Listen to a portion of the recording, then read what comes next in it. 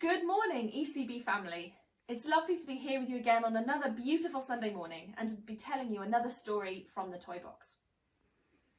I wonder if you remember, a few weeks ago, we told a story about a man named Paul who was in prison when God shook the walls and set him and his friend Silas free. We mentioned that Paul wasn't always a good man, and now is the time to tell you the story of how a bad man became that wonderful, worshipping man of God, Paul. So as you might have guessed, unlike many of our stories, this one starts with a bad man. In a time long ago, before smartphones and skinny lattes, there was a man named Saul. He didn't like Jesus very much. In fact, not one bit. He was, though, friends with the Jewish leaders who wanted Jesus crucified.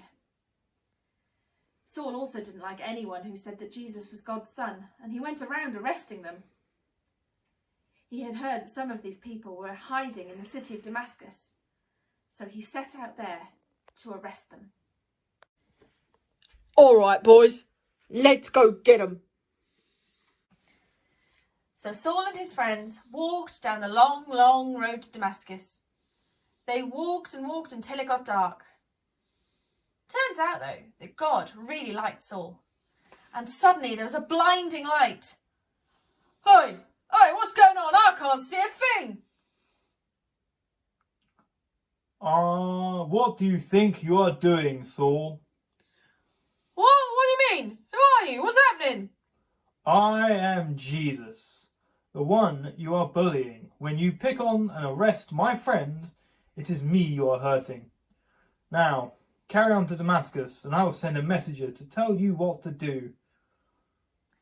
When the light had passed, Saul was blinded from it. He tried to open his eyes, but he couldn't see a thing. One of Saul's friends took him by the hand and led him the rest of the way to Damascus.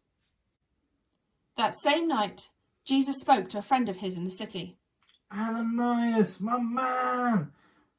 I need a favour, but you got to trust me on this one. On Straight Street, there's a man named Saul. He's a bit blind, kind of my fault, and I need you to go heal him. Saul? You mean the same Saul that's been picking on all of us? All of us who follow your teachings? You know, he's been putting us to death, right? He doesn't like you, not one bit. Yeah, I know he doesn't like me, but I like him.